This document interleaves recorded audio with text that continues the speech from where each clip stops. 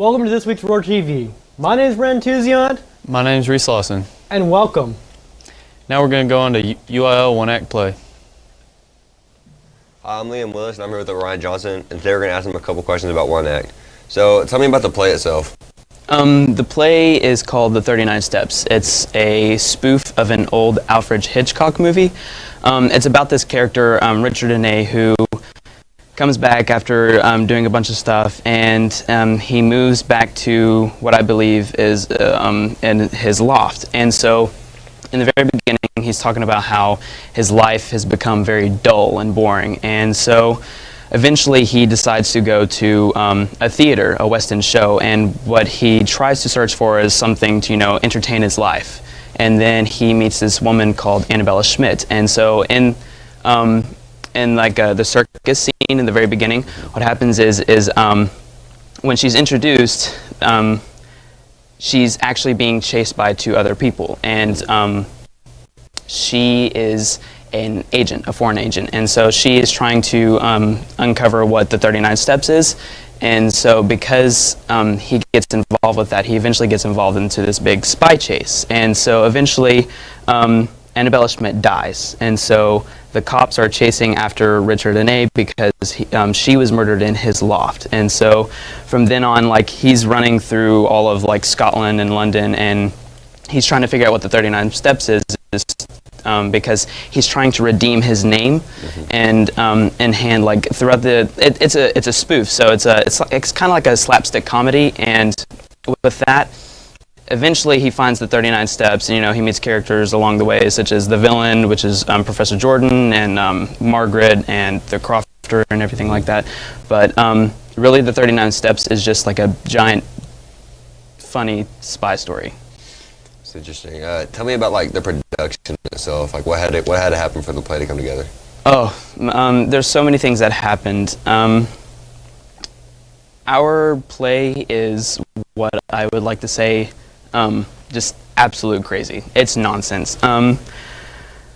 We spent hours before we even touched the stage with our play, just brainstorming ideas, because there's so many different things that we had to uncover. Because one thing that we decided not to do is we decided not to use our UIL gray set, which is basically the foundation for blocking and everything on stage. Our props and our set, we decided to use actual people. For instance, a person was a lamp, or a person was a chair, or a person was a train. And so we spent a lot of time brainstorming ideas for that. And then once we actually touched the stage, so many physical things happened. We learned that because the play was so physical, and because it was just such a struggle, because our play, the way we did it, demanded so much physical level, and it asked for a lot of mental strength. Because in the play there's a lot of running around, there's a lot of crazy thing happening, people jumping outside of a train, or people making an actual car. So from district to regionals, we changed the play so many times. I literally cannot give you a number of how many times we changed it. For example, we changed entire scenes 2 days before competitions, and we cut out many lines just because we were always afraid of going under time. There's so many things that we changed, and it was such a hard journey. We had actors on set who would actually bleed or cry, because it was very intense. It's a very physical show, and it was very hard to do. Tell me about the awards that y'all won, or how far y'all got. Well, with One Act competition, it's kind of like playoffs in a way for football. We went 4 rounds deep, because there's district by district, area, regionals, and then states. And we made it all the way to regionals, just like we did last year with Alice.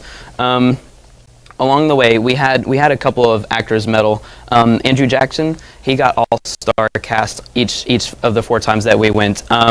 Matthew and Gavin Stacks both got honorable mentions at district and regionals, and we had an actor who got honorable mention at by district, his name was Joshua Adams. And then at area, me and Andrew both got all-star cast, and Kaylin Hayes got honorable mention. She also got honorable mention. And so those are all the awards that we got along our journey. All right, man. Thank you so much. Thank you, Liam and Orion. Now let's go to the Happy Good Fun Time show.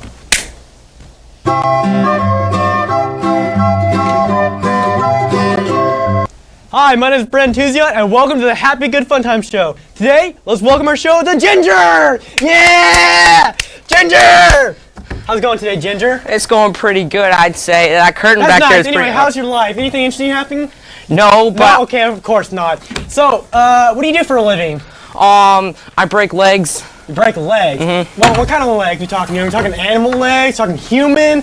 Like Bird legs, chicken legs, human legs. What do you I'll with do the it all legs? for $5. What do you do with the legs? $5. Ooh.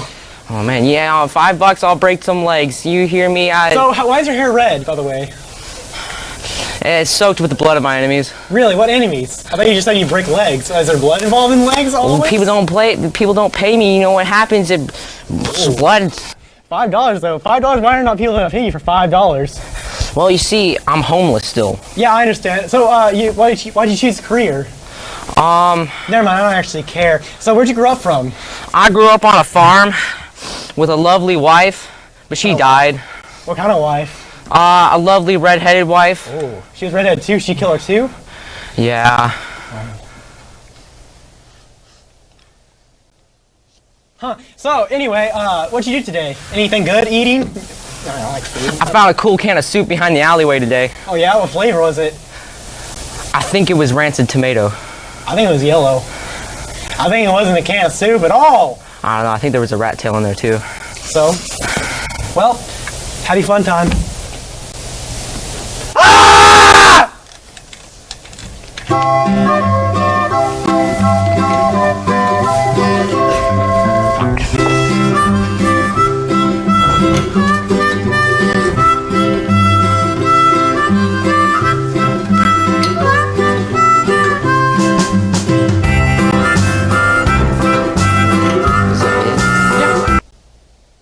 Thanks, guys. Now on to RTV movie reviews. Avengers: Infinity War. So this is it. It's all been leading to this.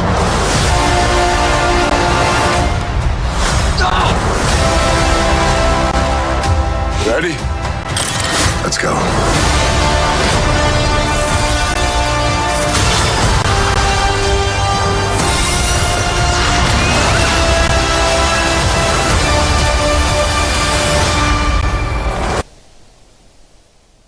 Hey, welcome back to Work TV Movie Reviews. I'm Jake Connor, And I'm Ben Pasley. and today we're going to review Avengers: Infinity War as promised 2 weeks ago. But it's not going to be quick, so don't get your hopes up. Also, this one isn't directed by Joss Whedon, so it's a good movie. Russo Brothers this time. Yep.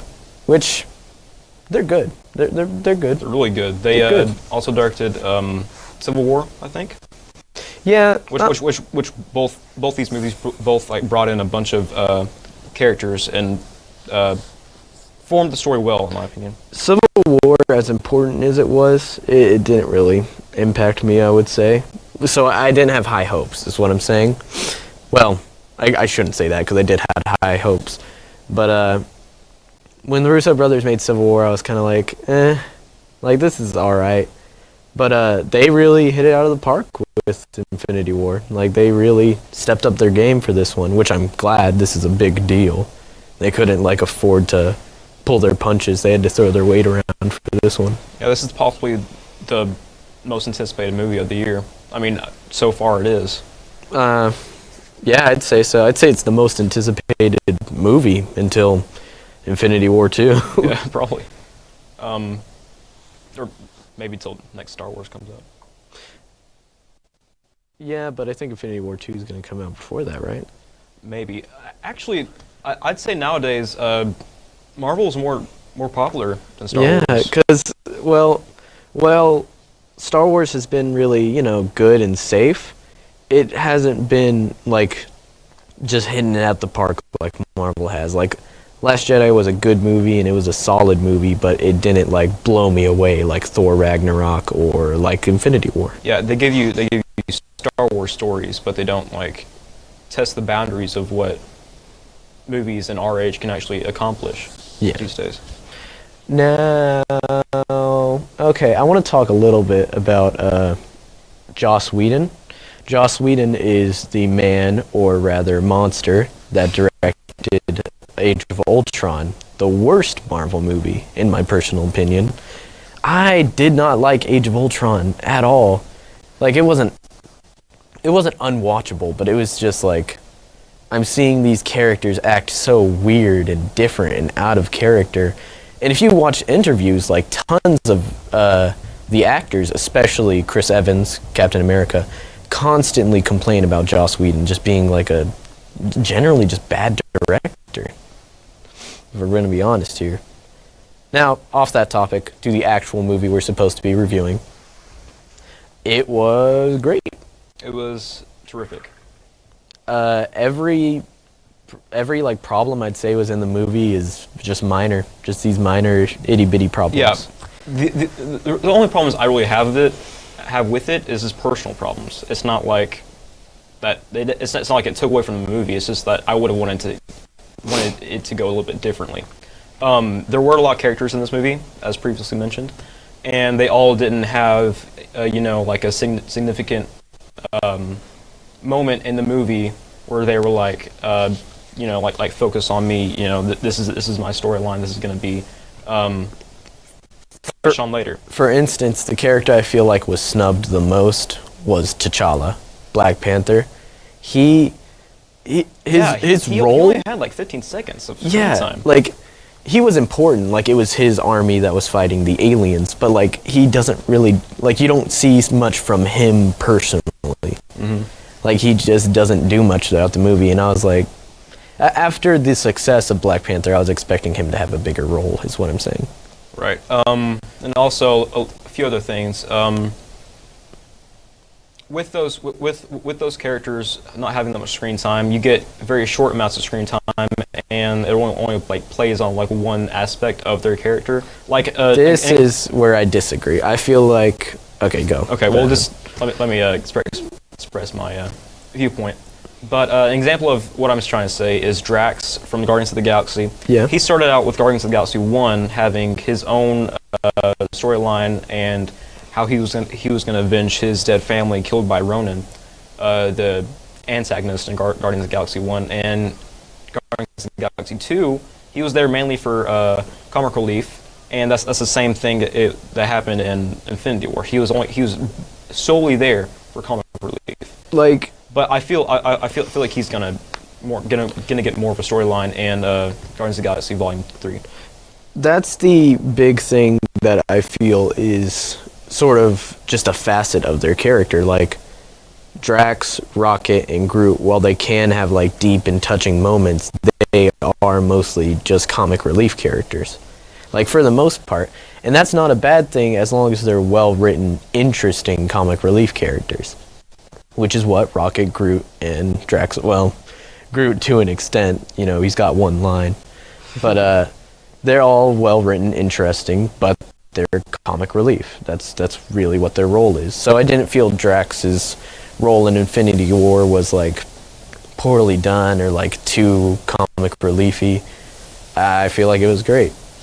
And I don't disagree with that. I was just giving an example of the shortened character time that they have in Infinity War with all the characters. I would say like least speaking time that we've had from a character in Infinity War is probably what was his name, War Machine or Iron Patriot. He's not that important of a character, but he had very minimal. I think screen time. War Machine and the Falcon were tied for Falcon didn't have almost screen no lines. They had very few lines. They weren't super important to the movie either. I'd say Falcon had less lines. I remember War Machine probably talking to Captain America a couple times. Now, as far as characters that are focused on, the characters that get the very most focus in this movie, like they're the priority characters, I'd say, basically the characters from the original Avengers. No, I wouldn't say that. Iron Man. I would say that the characters that get the most focus in this movie are Thanos, of course, not Captain America, Doctor Strange, Iron Man, and Spider-Man. Oh yeah. Yeah. You're For right. and the Guardians. The Guardians, Iron Man, Spider-Man, and Doctor Strange take the forefront of this movie, which I didn't expect. Like, I expected Captain America to be like a huge major part of the movie, and he was. He had a lot of screen time, but he didn't have as much as you'd think. Like, for like the mascot of the Avengers, Captain America didn't really have as much screen time as like Doctor Strange, which kind of threw me off. But it's not a complaint. It's just different. I didn't expect it. Also, in this movie, as you mentioned, Thanos has the most screen time, I would say. Yeah, Thanos, out of all of the characters, I'd say has the most screen time. And it's really Thanos' movie.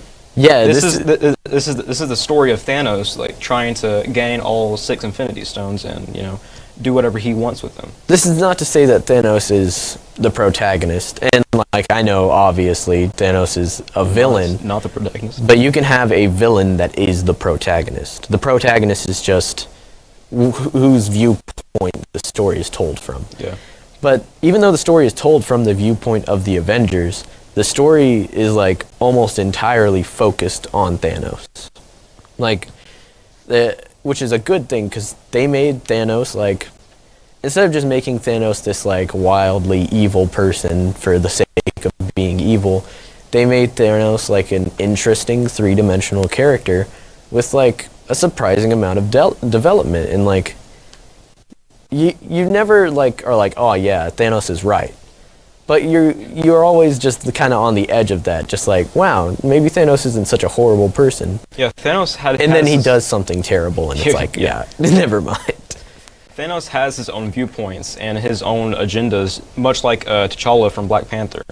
Like these two latest Marvel villains have really hit it out. Oh, you mean Eric? Oh, I always get those confused. My bad. Yeah. Yeah, Eric Killmonger from Black Panther, and these two. Yeah, they're very like morally ambiguous characters. They're like kind of in the gray almost. Yeah, you kind of want to be with them, but then again, you kind of don't want to be with them. It's this whole thing where like they're bad. What they're doing is bad, but you can see their perspective on it. So yeah, Thanos fantastically written. Looks like the dude from Pawn Stars. Like Rick Harrison. it looks like Rick Harrison from Pawn Stars. He kind of does, though. I'm not gonna lie. He really does. That brings us to another point. This is a funny movie. This is like, Yeah, it really is. as much as this movie is an action movie and a drama, this is a funny movie. They This is hit like- the comedy out of the park on this one. yeah, I'd say this is almost as funny as Thor Ragnarok. And Thor Ragnarok was the funniest Marvel movie. At least in my opinion. Yeah. Speaking on Thor again, Thor had a lot of screen time too. Yeah, Thor had a pretty significant amount. I'd say he didn't get like, he was on the edge of being like a priority character. Yeah, but actually in this movie, Thor goes on his own mission towards the beginning of the movie, and it lasts like, I'd say like through the main time of the movie until they all meet up. Like 3/4 of the movie is Yeah. him on this mission. And Which, I will say this, the mission is for him to get a new weapon. We will not say anything past that.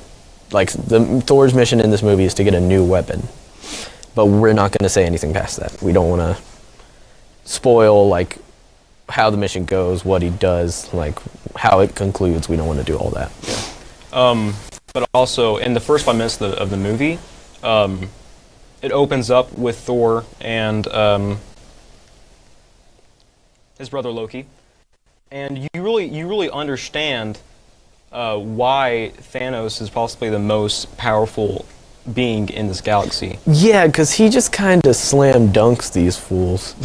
Like, Thor, Loki, and Hulk all go like 3-on, well, not at the same time, but like they're all fighting Thanos, and they all lose like really bad. Thanos is very powerful in this movie. Yeah, Thanos whoops him. Now, really? There's no really more complaints. Oh, I remember. Thor's story, he gets a new eye. He gets a new eye after he lost it in Thor Ragnarok, which I really like that addition.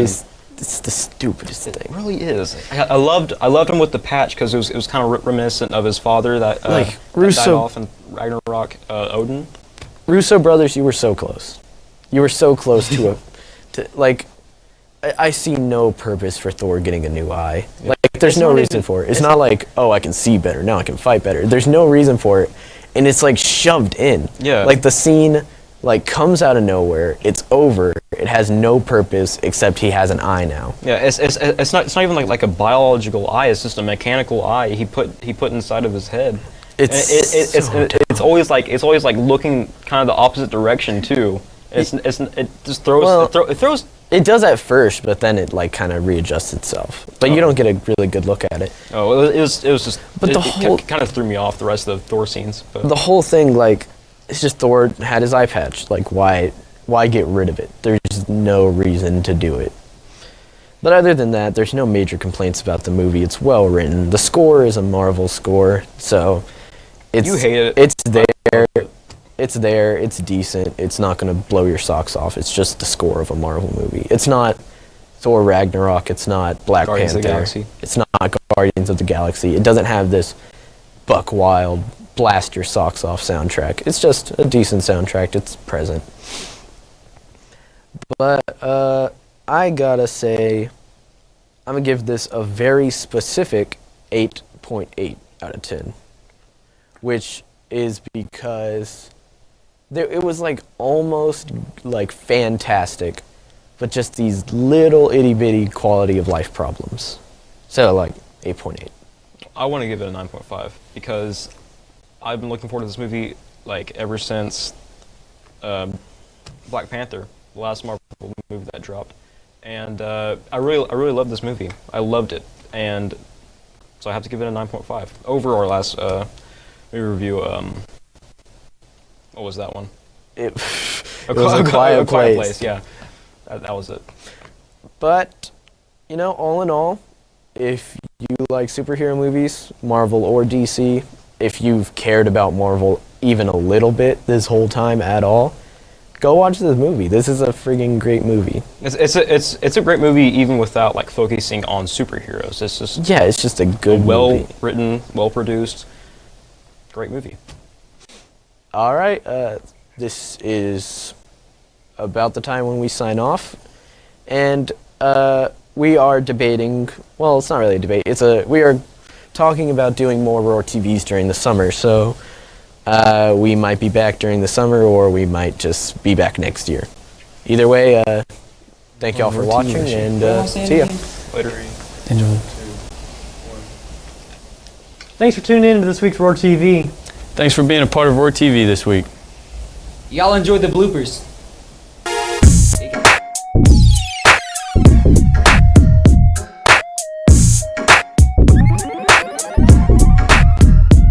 Hey, what's up, Cobham High School? I'm here with Roar TV, and today we're going to be talking about the school tour, Coach, we have like something. Look at what's on the TV right now. Like, why is he? Hold on. oh no. Oh, it's because he moved me around, so I'm in the spotlight yeah. thing. Coach, look what's on the TV right now. I know, but there was like something like there was some stupid B-roll.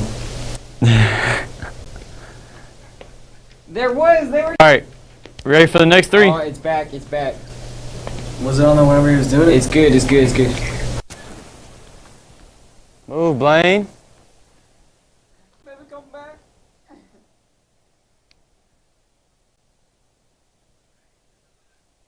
I'm sorry, I'm trying to get Blaine's hand out of the freaking camera.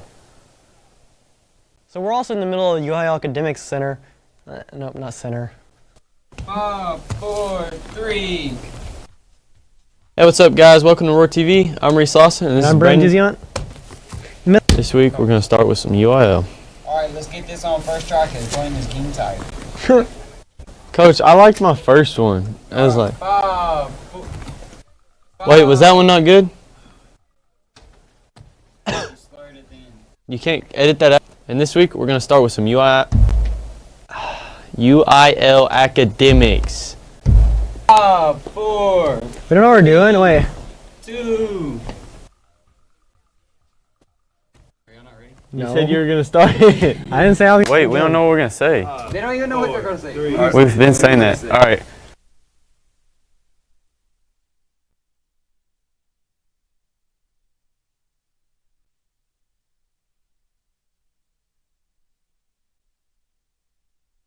Hi, my name is Brendan Tuzion, and welcome to this week's Roar TV. It's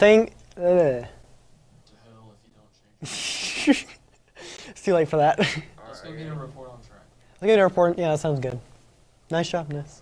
Now you can come support your track. Oh, I messed up immediately. So far, it's grossed $467 million in the box office and is the fastest grossing film ever. No, that's a lie. It's the third fastest grossing film ever. I didn't see the third in the box office. It's the third fasting. Fasting. I'm sorry.